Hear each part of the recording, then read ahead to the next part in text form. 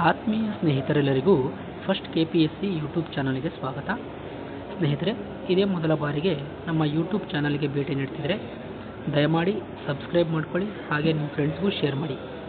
ಸ್ನೇಹಿತರೆ, ಇಂದಿನ ವಿಡಿಯೋದಲ್ಲಿ ತಮ್ಮೆಲ್ಲರಿಗೂ ಅತ್ಯಂತ ಉಪಯೋಗವಾಗಿರ್ತಕ್ಕಂತಹ ಅಲ್ಪಸಂಖ್ಯಾತರ ಕಲ್ಯಾಣ ಇಲಾಖೆಯ ಅಧೀನದಲ್ಲಿ ಬರತಕ್ಕಂತಹ ಶಾಲೆ ಕಾಲೇಜುಗಳಲ್ಲಿ ಅತಿಥಿ ಉಪನ್ಯಾಸಕರು ಮತ್ತು ಶಿಕ್ಷಕರನ್ನು ನೇಮಕಾತಿ ಮಾಡ್ಕೊತಿದ್ದಾರೆ.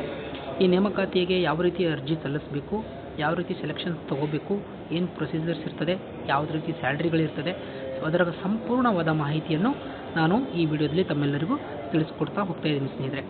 ಸ್ನೇಹಿತರೆ, ಈ ವಿಡಿಯೋ ತುಂಬ ಲೇಟಾಗಿ ಬರ್ತಿದೆ. ಸೊ ಇವತ್ತೇ ಕೊನೆಯ ದಿನಾಂಕವಾಗಿದೆ ಅರ್ಜಿ ಸಲ್ಲಿಸಲು. ದಯಮಾಡಿ ಯಾರೆಲ್ಲ ಸ್ನೇಹಿತರು B.Ed BA ಎಲ್ಲ ಮಾಡ್ಕೊಂಡಿದ್ರು, BSc B.Ed ಇತರೆ ಕೋರ್ಸ್ಗಳು ಮಾಡ್ಕೊಂಡಿದ್ರು, ದಯಮಾಡಿ ಇವತ್ತೇ ನಿಮ್ಮ ಹತ್ತಿರದ ಜಿಲ್ಲಾಧಿಕಾರಿಗಳ ಕಚೇರಿಗೆ ಹೋಗಿ ಅಲ್ಲಿ ಅಲ್ಪಸಂಖ್ಯಾತರ ಕಲ್ಯಾಣ ಇಲಾಖೆಯ ಒಂದು ಆಫೀಸು, ಅಲ್ಲಿ ಹೋಗಿ ಅರ್ಜಿ ಪಡಿಬೋದು. ಅಥವಾ ತಾವೇ ಖುದ್ದಾಗಿ ಆನ್ಲೈನ್ ಮೂಲಕ ಅರ್ಜಿಯನ್ನು ನೀವು ಡೌನ್ಲೋಡ್ ಮಾಡ್ಕೋಬೋದು. ಸೊ ಇದೆಲ್ಲರಿಗೂ ಗೊತ್ತಿರಬಹುದು ಅಂತ ಅಂದ್ಕೊಳ್ತಾ ಸೊ ಈ ವಿಡಿಯೋನ ಪ್ರಾರಂಭ ಮಾಡ್ತಾ ಇದ್ದೀನಿ. ಸೊ ನೋಡಿ ಸ್ನೇಹಿತರೆ, 6/5/2025 ಈ ಅತಿಥಿ ಉಪನ್ಯಾಸಕರ ಶಿಕ್ಷಕರ ಹುದ್ದೆಗಳಿಗೆ ಅರ್ಜಿಯನ್ನು ಆಹ್ವಾನ ಮಾಡಿದ್ದಾರೆ.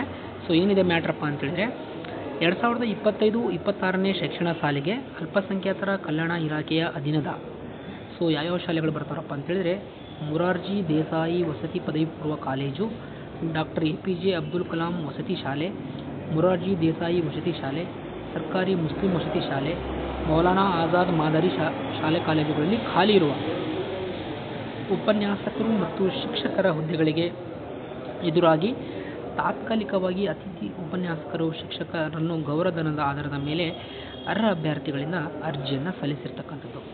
ಸೊ ಇದಿಷ್ಟು. ಸೊ ನಂತರ ನೋಡಿ ಸ್ನೇಹಿತರೆ, ಇಲ್ಲಿ ಅತಿ ಮುಖ್ಯವಾಗಿ ಅರ್ಜಿ ಸಲ್ಲಿಸಲು ಪ್ರಾರಂಭವಾಗಿರ್ತಕ್ಕಂಥ ದಿನಾಂಕ 8/5/2025. ಅರ್ಜಿ ಸಲ್ಲಿಸಲು ಕೊನೆಯ ದಿನಾಂಕ ಇವತ್ತೇ ಆಗಿರ್ತಕ್ಕಂಥದ್ದು, 9ನೇ ತಾರೀಕು. ಸೊ ವೆಬ್ಸೈಟ್ಸ್ ಬಂದುಬಿಟ್ಟು ಈ ಥರ ಇದೆ ನೋಡಿ, DOM.karnataka.government.in. ಹಾಗೂ ಸಂಬಂಧಪಟ್ಟ ಜಿಲ್ಲಾ ಕಚೇರಿ ಅಥವಾ ಅಲ್ಪಸಂಖ್ಯಾತರ ಕಲ್ಯಾಣ ಇಲಾಖೆ ಹೋಗಿ ಕೂಡ ತಾವುಗಳ ಅರ್ಜಿಯನ್ನು ಪಡಿಬೋದು. ಅರ್ಜಿ ಸಲ್ಲಿಸುವ ಸ್ಥಳ ಎಲ್ಲಪ್ಪ ಅಂತೇಳಿ ಜಿಲ್ಲಾ ಕಚೇರಿ ಅಲ್ಪಸಂಖ್ಯಾತರ ಕಲ್ಯಾಣ ಇಲಾಖೆ, ಅಲ್ಲಿ ಹೋಗ್ಬಿಟ್ಟು ತಾವುಗಳು ಅರ್ಜಿಯನ್ನು ಸಲ್ಲಿಸಬಹುದು. ಇದಿಷ್ಟು ಇನ್ಫಾರ್ಮೇಷನ್ಸ್. ನಿಮಗೆ ಹೆಚ್ಚಿನ ಮಾಹಿತಿ ಏನಾದರೂ ಬೇಕಾದರೆ ಹತ್ತಿರದ ಅಲ್ಪಸಂಖ್ಯಾತರ ಕಲ್ಯಾಣ ಇಲಾಖೆಗೆ ಹೋಗ್ಬಿಟ್ಟು ಅಥವಾ ತಾಲೂಕು ಕಚೇರಿಗೆ ಹೋಗಿ ಮಾಹಿತಿಯನ್ನು ಪಡೆಯಬಹುದು.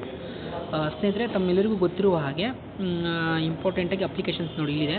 ನಿಮ್ಮದೊಂದು ಭಾವಚಿತ್ರ ಬೇಕು, ನೀವು ಯಾವ ಜಿಲ್ಲೆಯವರಂತ ಬರೆಯಬೇಕು. ನಂತರ ನಿಮ್ಮ ಹೆಸರು, ತಂದೆ ಹೆಸರು, ನಿಮ್ಮ ಒಂದು gender status, date of birth, marital status, ಅರ್ಜಿ ಸಲ್ಲಿಸುವ ಹುದ್ದೆ ಯಾವುದು, ಶಿಕ್ಷಕರು ಅಥವಾ ಉಪನ್ಯಾಸಕರು ಅಂತೇಳಿ ಬರೀಬೇಕು. ಖಾಯಂ ವಿಳಾಸ, ಪ್ರಸ್ತುತ ವಿಳಾಸ, ಮೊಬೈಲ್ ಸಂಖ್ಯೆ, ಇಮೇಲ್ ಸಂಖ್ಯೆ. ನಂತರ ನೀವು ಪದವಿ B.Ed ಮತ್ತು ಇತರೆ ಸ್ನಾತಕೋತ್ತರ ಪದವಿ, ಇಲ್ಲಿ ತಾವು ಪಡೆದಿರ್ತಕ್ಕಂತಹ ವಿದ್ಯಾರ್ಥಿಯ ಅಂಕಗಳು, ಗರಿಷ್ಠ ಅಂಕಗಳು ಮತ್ತು ನೀವು ಪಡೆದಿರ್ತಕ್ಕಂಥ ಅಂಕಗಳು ಮತ್ತು ಶೇಕಡಾವಾರು ಪರ್ಸೆಂಟೇಜು ಮತ್ತು ಅನುಭವ, ನಿಮಗೇನಾದರೂ ಅನುಭವ ಇದ್ದರೆ ಆ ಸಂಸ್ಥೆಯ ಹೆಸರು. ಸೊ ಯಾವ್ಯಾವ ಒಂದು ದಾಖಲೆ ಬೇಕಂತೇಳಿ ಕೊಟ್ಟಿದ್ದಾರೆ. SSLC marks card, degree marks card, all related question paper, questions qualifications marks card, certificates, ID proof, address proof, 2 pass photo ಇಷ್ಟನ್ನು ತಗೊಂಡೋಗಿ ತಮ್ಮ ಭಾವಚಿತ್ರದೊಂದಿಗೆ, 2 ಭಾವಚಿತ್ರದೊಂದಿಗೆ address proof, ID proof, experience certificate. So experience ಇಲ್ಲ ಅಂದರೂ ಅರ್ಜಿಯನ್ನು ಹಾಕ್ಬೋದು ಸ್ನೇಹಿತರೆ, ಏನೂ ತೊಂದರೆ ಇಲ್ಲ. ಸೊ ಯಾವ ರೀತಿ ಪ್ರೊಸೀಜರ್ ಇರುತ್ತಪ್ಪ ಅಂತೇಳಿದರೆ, ಇದಕ್ಕೆ ಒಂದು ಏನು ಮಾಡಿದಾರಪ್ಪ ಅಂತೇಳಿದರೆ, ಒಂದು ಕಾಂಪಿಟೇಟಿವ್ ಎಕ್ಸಾಮ್ಸ್ ಟೈಪ್ ಒಂದು ಎಕ್ಸಾಮ್ ಮಾಡ್ತಿದ್ದಾರೆ. ಹೊಸದಾಗಿ ಇದು ಮಾಡ್ತಿರೋ ರೂಲ್ಸು ನೋಡಿರಿ. ಅತಿಥಿ ಶಿಕ್ಷಕರಿಗೂ ಇವಾಗ ಕಾಂಪಿಟೇಟಿವ್ ಎಕ್ಸಾಮ್ಸ್ ಬರ್ತಿದೆ ನೋಡಿ ಸ್ನೇಹಿತರೆ. ಎಷ್ಟು ದಿನದಿಂದ ದಿನ ಜಾಬ್ ಅಂತಕ್ಕಂಥದ್ದು ಎಷ್ಟು ಕನಸಿನ ಕೂಸಾಗಿದೆ ಅಂತಕ್ಕಂಥದ್ದು ತಮ್ಮೆಲ್ಲರಿಗೂ ಗೊತ್ತಿರಲಿ. ಸೊ ಇದರಲ್ಲಿ ಸಾಮಾನ್ಯ ಕನ್ನಡ ಒಂದು ಏನಪ್ಪ ಅಂತೇಳಿದರೆ, ಜನರಲ್ ಕನ್ನಡ ಅಂತೇಳಿ ಒಂದು 10 ಮಾರ್ಕ್ಸಿಗಿರುತ್ತೆ. General Kannada 10 marks. ನಂತರ ಇನ್ನೊಂದು ಇಂಗ್ಲೀಷ್ ಅಂತ ಇರುತ್ತೆ. ಇಂಗ್ಲೀಷ್ ಇದು 25 ಮಾರ್ಕ್ಸ್. ನಂತರ ಅಲ್ಪಸಂಖ್ಯಾತರ ಕಲ್ಯಾಣ ಇಲಾಖೆ ಇದು 10 ಮಾರ್ಕ್ಸ್. ನಂತರ ಶಿಶು ವಿಕಾಸ ಮತ್ತು ವಿಜ್ಞಾನ ಇದು ಬಂದುಬಿಟ್ಟು 20 ಮಾರ್ಕ್ಸ್. ನಂತರ ಬಂದುಬಿಟ್ಟು ಇನ್ನೊಂದು ಸಾಮಾನ್ಯ ಕನ್ನಡ ಅಂತ ಇರುತ್ತೆ, ಇದು ಜನರಲ್ ಕನ್ನಡ ಅಂದರೆ ಎಲಿಜಿಬಲ್ ಕನ್ನಡ ಅಂತ ಕರಿತೀವಲ್ಲ ನಾವು, ಅದು 10 ಮಾರ್ಕ್ಸ್ ಇರುತ್ತೆ. ಸಾಮಾನ್ಯ ಕನ್ನಡ ಅಂತೇಳಿ ಇನ್ನೊಂದು ಬರುತ್ತೆ. ಅದು 25 ಮಾರ್ಕ್ಸ್. ಸೊ ಶಿಶು ಮನೋವಿಜ್ಞಾನ ಬಂದುಬಿಟ್ಟು 20 ಮಾರ್ಕ್ಸ್. ಟೋಟಲ್ 100 ಮಾರ್ಕ್ಸಿಗೆ ಇದು ಕ್ವಶನ್ ಪೇಪರ್ ಇರುತ್ತೆ.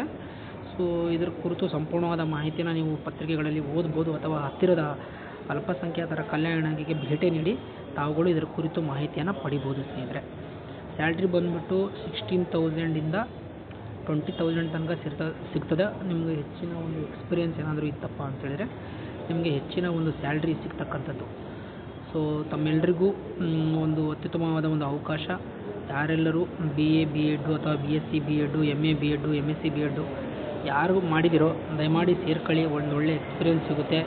ನಂತರ ತಮ್ಮಗಳಿಗೆ ಏನಪ್ಪ ಅಂತೇಳಿದರೆ ನಾಳೆ ಮೊರಾರ್ಜಿ ಶಾಲೆಗಳಲ್ಲಿ ಅಥವಾ ವಸತಿ ಶಾಲೆಗಳಲ್ಲಿ ರಿಕ್ರೂಟ್ಮೆಂಟ್ ನಡೀತಿರ್ಬೇಕಾದ್ರೆ ಒಂದು ಪಾಯಿಂಟ್ಸ್ಗಳು ಕೊಡ್ಬೋದು. ಯಾಕಂದರೆ ಇಲ್ಲಿ ಕಾಂಪಿಟೇಟಿವ್ ಎಕ್ಸಾಮ್ಸ್ ಮಾಡ್ತಿದ್ದಾನಲ್ಲ, ಒಂದು 5 ಪಾಯಿಂಟ್ಸ್ ಕೊಡ್ಬೋದು ನೋಡಿ. ಇದರಲ್ಲಿ 50% ತೊಗೊತಾನೆ. ಕಾಂಪಿಟೇಟಿವ್ ಎಕ್ಸಾಮ್ಸಲ್ಲಿ 50% ತೊಗೊತಾನೆ.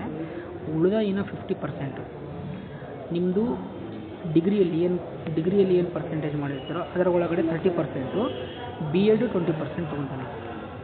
B.Ed 20% ಇದಿಷ್ಟು ತೊಗೊತಾನೆ. ದಯಮಾಡಿ ಯಾರೆಲ್ಲರೂ ಎಲಿಜಿಬಲ್ ಇದ್ರೆ ಅಪ್ಲಿಕೇಶನ್ ಇವತ್ತೇ ಹೋಗಿ ಹಾಕಿ. ಎಮರ್ಜೆನ್ಸಿಯಾಗಿ ಡೇಟ್ ಎಕ್ಸ್ಟೆಂಡ್ ಮಾಡ್ತಾರೋ ಗೊತ್ತಿಲ್ಲ, ಬಟ್ ಆನ್ಲೈನ್ ಅರ್ಜಿ ಡೌನ್ಲೋಡ್ ಮಾಡ್ಕೊಳ್ಳಿ. ಜಲ್ದಿ ಫಿಲಪ್ ಮಾಡಿರಿ. ಡಾಕ್ಯುಮೆಂಟ್ಸ್ ಎಲ್ಲ ಅಟೆಸ್ಟೇಟ್ ಮಾಡಿರಿ. ಜಲ್ದಿ ಹೋಗಿ ಕೊಟ್ಟು ಬನ್ನಿ. ಒಂದು ಅವಕಾಶ. 20,000 ಯಾರು ಕೊಡ್ತಾರೆ ರೀ ಸ್ಯಾಲ್ರಿ? ಎಲ್ಲಿ ಕೊಡ್ತಾರೆ ಸ್ಯಾಲ್ರಿ? ಮತ್ತು ಪಾಯಿಂಟ್ಸ್ ಬೇರೆ ಸಿಗುತ್ತೆ. 5 ಪಾಯಿಂಟ್ಸು ನಾಳೆ ಎಕ್ಸಾಮಿಗೆ ಹೆಲ್ಪ್ ಆಗುತ್ತೆ. 5 ಮಾರ್ಕ್ಸು 5 ಪಾಯಿಂಟ್ಸ್ ಇದ್ದರೆ 5 ಮಾರ್ಕ್ಸು. ಸೊ ದಯಮಾಡಿ ಎಲ್ಲರೂ ಇದರ ಯೂಸ್ಫುಲ್ ಪಡ್ಕೊಳ್ಳಿ ಅಂತ ನಾನು ತಮ್ಮೆಲ್ಲರೆಲ್ಲ ಕೇಳ್ಕೊತ ಈ ವಿಡಿಯೋನ ಮುಗಿಸ್ತಾ ಇದ್ದೀನಿ. ಸ್ನೇಹಿತರೆ, ಇದೇ ಮೊದಲ ಬಾರಿಗೆ ನಮ್ಮ ಯೂಟ್ಯೂಬ್ ಚಾನಲ್ಗೆ ನೀವು ಯಾರಾದರೂ ಭೇಟಿ ನೀಡಿದರೆ ದಯಮಾಡಿ ನಮ್ಮ ಯೂಟ್ಯೂಬ್ ಚಾನಲ್ನ ಸಬ್ಸ್ಕ್ರೈಬ್ ಮಾಡ್ಕೊಳ್ಳಿ. ಹಾಗೆ ಲೈಕ್ ಮಾಡಿ ವಿಡಿಯೋನ ಪೂರ್ತಿಯಾಗಿ ನೋಡಿ. ಆವಾಗಷ್ಟೇ ನಿಮಗೆ ಅರ್ಥ ಆಗ್ತಕ್ಕಂಥದ್ದು. ಥ್ಯಾಂಕ್ಸ್ ಸ್ನೇಹಿತರೆ.